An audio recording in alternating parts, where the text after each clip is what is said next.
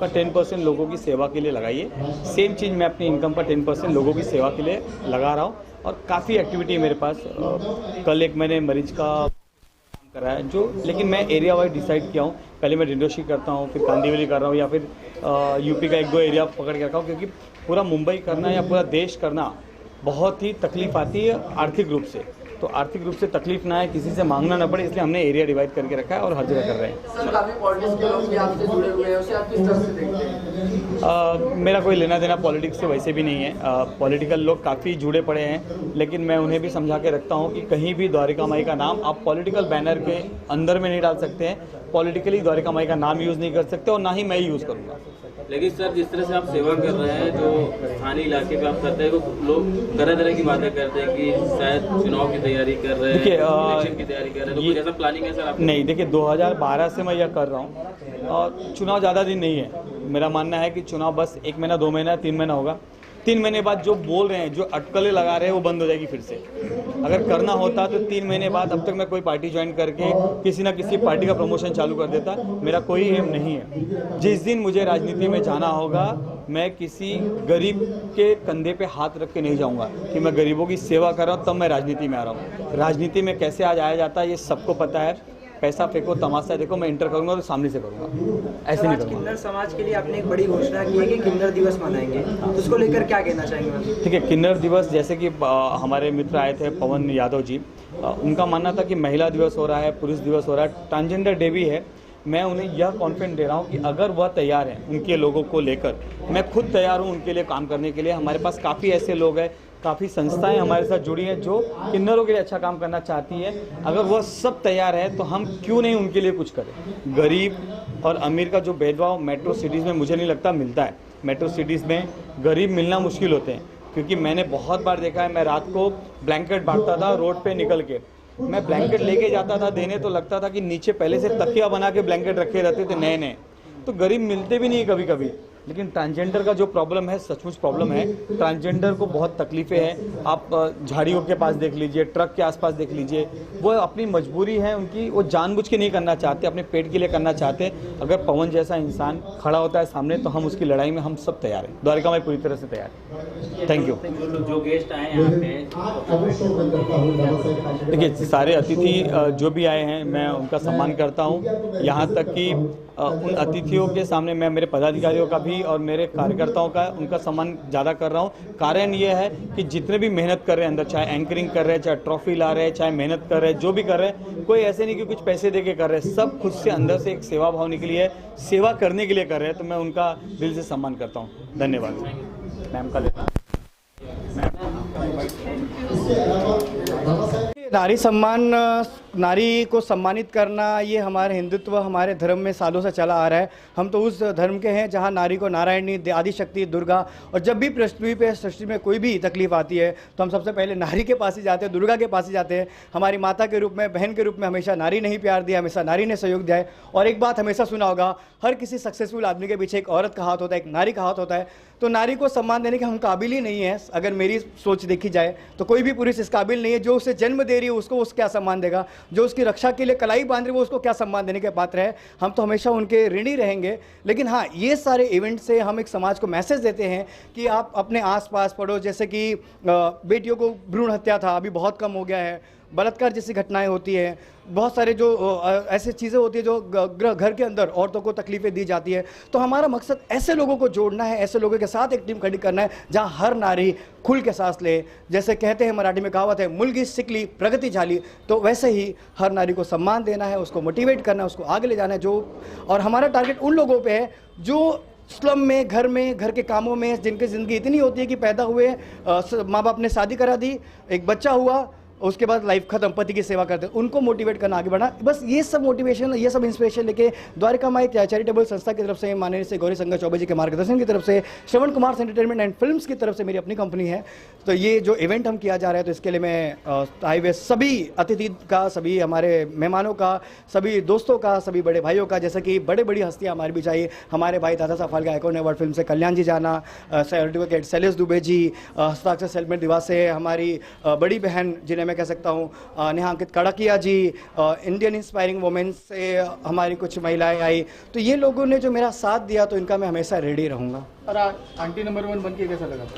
Aunty number 1 बन के कैसा लगा, ये बहुत ही यूनिक क्वेश्चन आपने पूछा है। एक्चुअली जब मैं स्टार्टिंग में लड़की का कैरेक्टर करता था तो लोग मुझे बोलते थे इवन क्या रे लड़की बनता है, ये बनता है, वो बनता है, अभी भी लिपस्टिक लगा है, लेकिन मैं वो बनता हूँ जो आदिशक्ति देवी है, वो कल्पना चावला है, वो जिन्होंने शिक्षा की शुरुआत की, मैं वो कैरेक्टर बनाता हूँ। और आंटी नंबर 1 मैं नहीं बनता यार, सदी के महानायक अमिताभ बच्चन साहब, गोविंदा जी जैसे महान कलाकार। आज भी देखो कपिल शर्मा शो दुनिया का सबसे बेस्ट कॉमेडी शो है जिसमें हर कलाकार का सपना होता है, वहाँ पे भी जब तक लड़का लड़की नहीं बनता तब तक मज़ा नहीं आता। तो ये एक प्राउड की बात है कि हम एटलीस्ट वो कैरेक्टर लेते हैं जिस कैरेक्टर को हम आदिशक्ति देवी का दर्जा देते हैं हिंदुस्तान में, और उस कैरेक्टर को लेके लोगों को हंसाना, एंटरटेन करना मेरे लिए सौभाग्य की बात है, गौरव की बात है, और मैं प्राउड फील करता हूँ। मैं चैरिटेबल ट्रस्ट लगभग 2012 से कार्यरत है।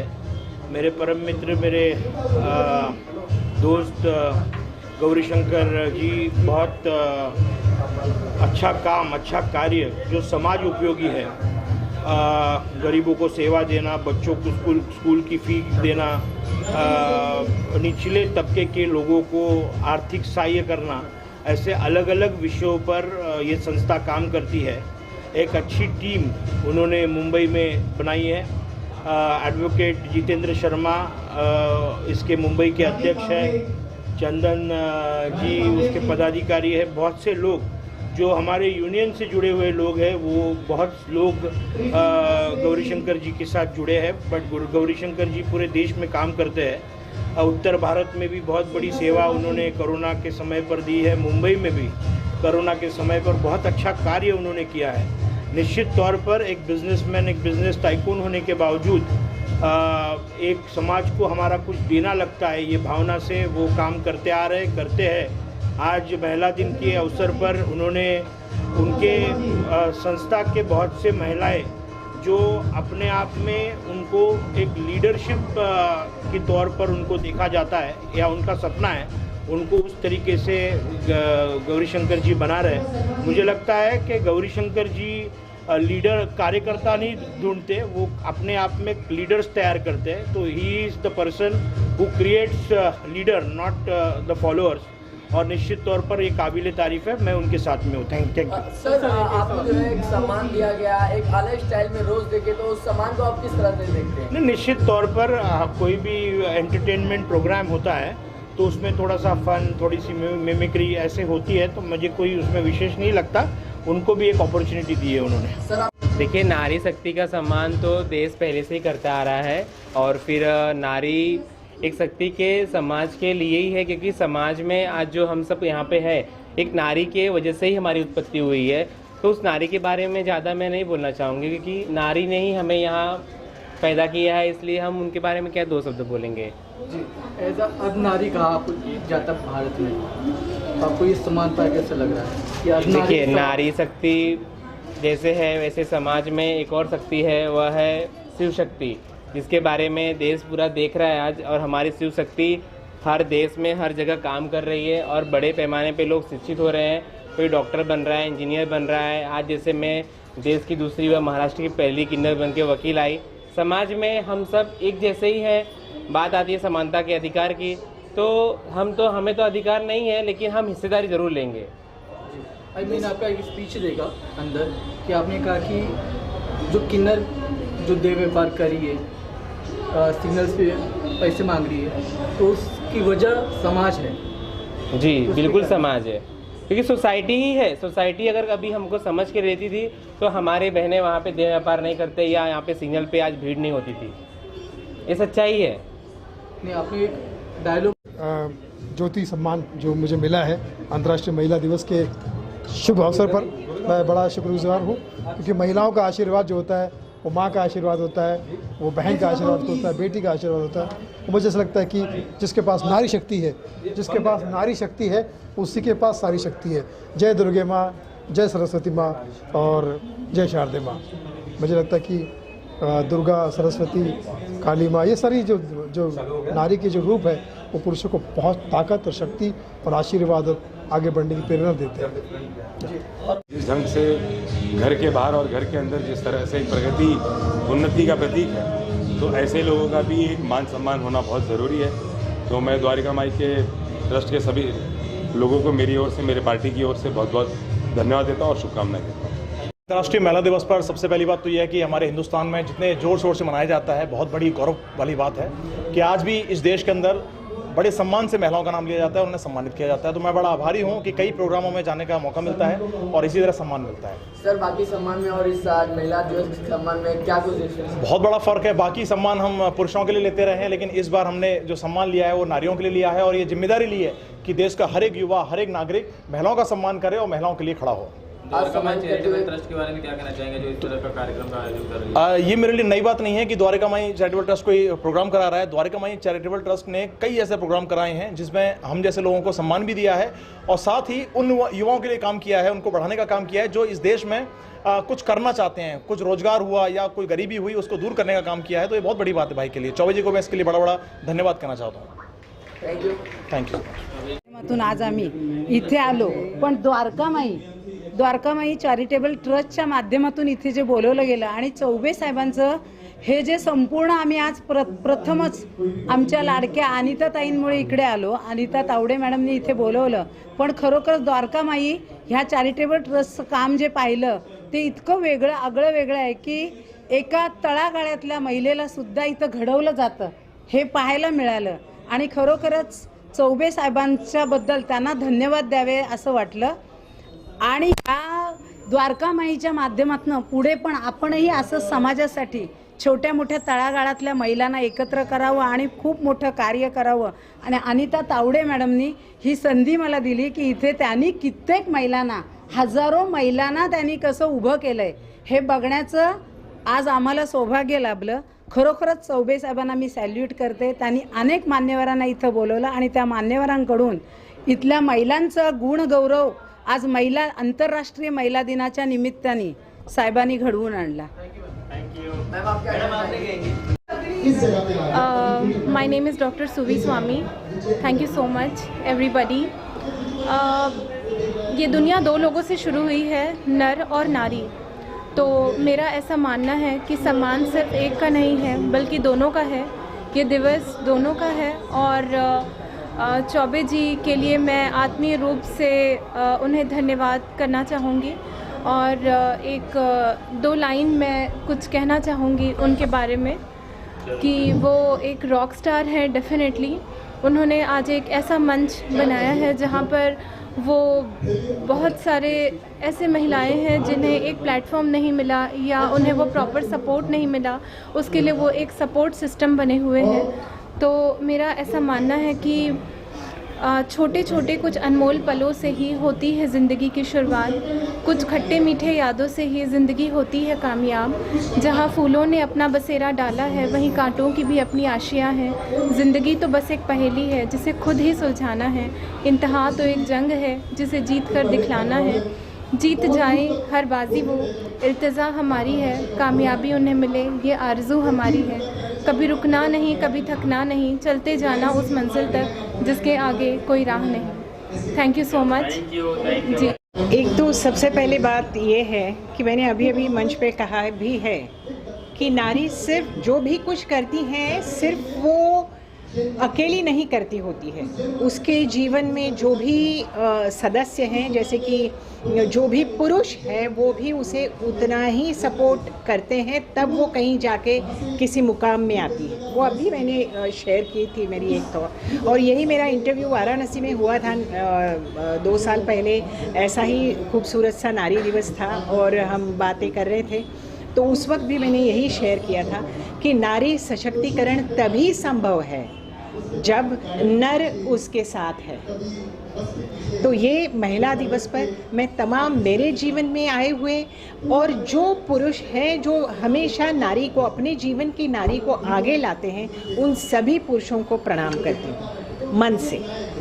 तो आज इस संस्था द्वारा जो महिलाओं को सम्मानित किया गया है, आप किस तरह देखती हैं, कितना अच्छा कदम है उनकी तरफ से महिलाओं के लिए? जी, एक तो मुझे ये नाम बहुत अच्छा लगा, द्वारका माई चैरिटी संस्था, और ये जो गौरी शंकर चौबे जी हैं उनका मैं धन्यवाद करना चाहूँगी कि बहुत अच्छा काम कर रहे हैं, बहुत अच्छे इंसान हैं, बहुत अच्छा काम कर रहे हैं, और शायद ऐसे अच्छे लोग इस समाज में हैं, इसीलिए समाज और ये दुनिया चले। मेरे दादाजी हमेशा कहते थे कि दुनिया अच्छे लोग हैं, इसीलिए दुनिया अभी तक घूम रही है ना, तो शायद ये उसी की मिसाल है। कीर्ति जी, आपके अपकमिंग प्रोजेक्ट कौन कौन से हैं जो अभी खुशी हुई इस प्रोग्राम में आके, क्योंकि जो चौबे जी काम कर रहे हैं द्वारका माई ट्रस्ट के द्वारा महिलाओं को सम्मानित किया जाता है और उससे महिलाओं को प्रेरणा मिलती है, लेकिन उसके बावजूद आगे जाके जो काम होने वाला है महिलाओं के लिए वो बहुत ही इम्पोर्टेंट काम है कि जो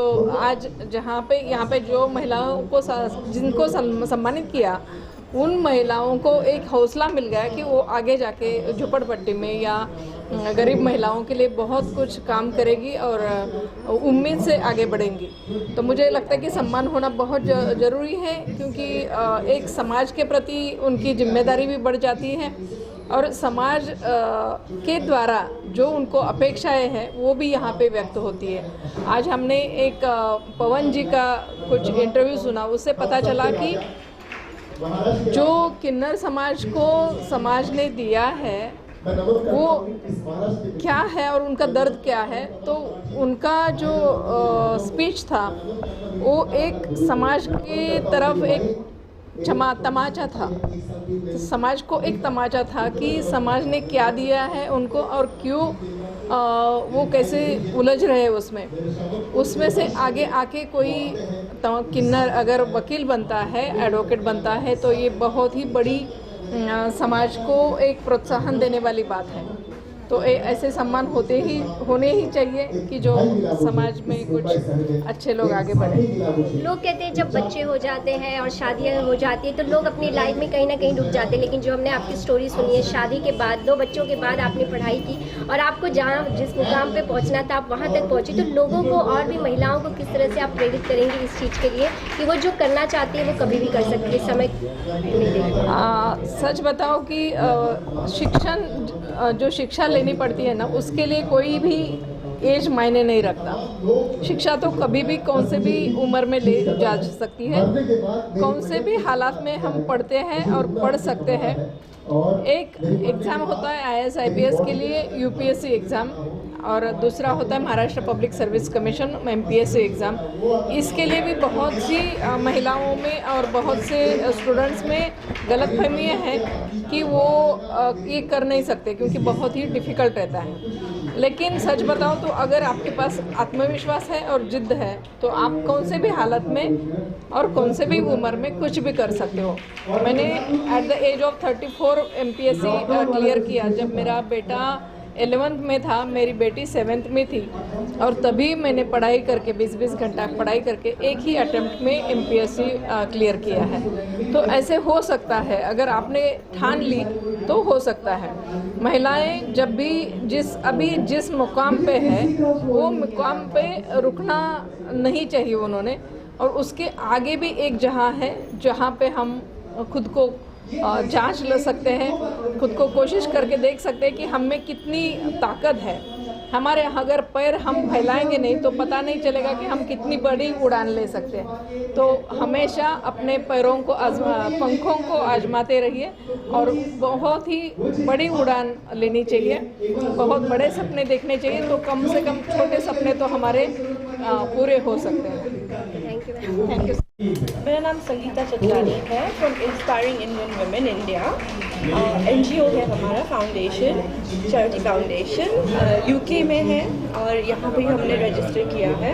हम ग्राउंड लेवल का काम करते हैं, जैसे कि Covid support for pregnant women, anti domestic abuse, homeless, food drives और ऑर्फनेजेस में, और यहाँ पे आके एकदम एक तो वी डिडंट नो कि एग्जैक्टली क्या होने वाला है, पर आके भी लगा कि ये तो बहुत ही अच्छा कुछ है, वेरी मोटिवेटिंग। दूसरे हमारे जैसे ऑर्गेनाइजेशन हमारे कोर्स से जुड़ा हुआ है और हमारे जैसे बहुत सारे ऑर्गेनाइजेशन से कनेक्ट हुआ है, एंड बहुत अच्छा लगा। और आगे जाके इन लोगों के साथ कोलैबोरेट करके हम बहुत सारा काम कर सकते हैं ग्राउंड लेवल पे। मैम, कुछ मोटिवेशनल कहानी भी आपने सुनी है, क्या कहना चाहिए उसमें? मुझे सबसे मेरे दिल को जो छू गई वो ट्रांसजेंडर्स का, किन्नरी का, बिकॉज हम एज अ सोसाइटी हम उनको एक्नॉलेज करते नहीं हैं, पर मेरा पर्सनल मोटिव है कि ये हम एक्नॉलेज करें, हम उनके साथ काम करें, बिकॉज वो लोग हमारी सबसे पावरफुल शक्ति है, because they are man and women in one, and वो हमारी सबसे पावरफुल शक्ति है, more than a women, more than a man. वो लोग सबसे वो केपेबल है इन एवरी सिंगल वे। तो मुझे तो वो बहुत वो उनकी स्टोरी टच हुई थी कि She's a lawyer. She gives justice. She helps you give justice. She gives justice herself, but as a general, like, you know, we neglect she never got that them. justice. And she should give an example how she was not neglected. Her parents nurtured her, they educated her, they made her to be a lawyer, a successful lawyer, and now she can stand up for the Kinnari group, for the transgenders, and encourage them to be educated, to be accepted in society. So this was really touching, and helping others. And really this is touching. the outlook of his parent, maybe her parents, which everyone should adopt in society. Correct. Yeah. Lastly आपकी trust, आपकी संस्था किस तरह से काम करती है? हमारी संस्था 2 वे से काम करती है। हमारा जो यूके का टीम है वो वहाँ पे हमारा जैसे कि इंडियन कम्युनिटी को साथ में रखना, हिंदुत्व के बारे में एजुकेट करना, और अपने कल्चर को आगे इनकरेज करना। जो हिंदुत्व नहीं, सिर्फ कोई भी रिलीजन हमारे इंडिया में है उनको एम्ब्रेस करना, इस्लाम हो, क्रिश्चियनिटी हो, कोई भी हो, पर कैसे हम एज एन इंडियन कम्युनिटी साथ में रहे, वो इंग्लैंड का वो होता है। पर जो यहाँ पे इंडिया में जो करते हैं, हम सिर्फ ग्राउंड लेवल वर्क मोस्टली करते हैं। तो ये स्लम एरिया की लेडीज़ को स्किल्स सिखाते हैं, उनके लिए बिजनेस अपॉर्चुनिटीज देखते हैं, उनको बिजनेस कैसे एम्पावरमेंट करते हैं। और जैसे कि कोविड हेल्पलाइन थी हमारी, जो हम 24 आवर्स काम कर रहे थे नॉन स्टॉप, हमारा 2 हफ्ते तक 24/7 हम काम कर रहे थे to help people for hospital bed, medication, oxygen, बहुत सारा डीप लेवल पे हम गए थे, और वहाँ पे हमको हमारी पहचान मिली है इंडिया में कोविड से।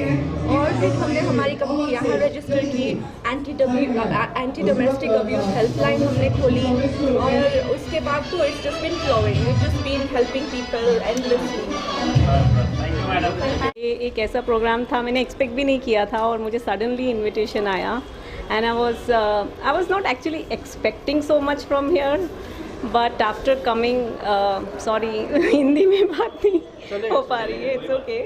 So when I came here, it was so pleasure to be here. I didn't expect even a 1% of it. It was so nice. It was so emotional. I mean, Miss Pawan Kumar and our ex-commissioner, especially their story, that was so inspiring, and it made me so emotional. I mean, I cannot tell you what they would have gone through. We can't even imagine, but they survived, and they are the inspiration. We should learn, and I also have my story. Someday probably we'll be speaking about it as well. But the program was so amazing, and I felt so pleasure and so good to be here. Thank you so much. Thank you.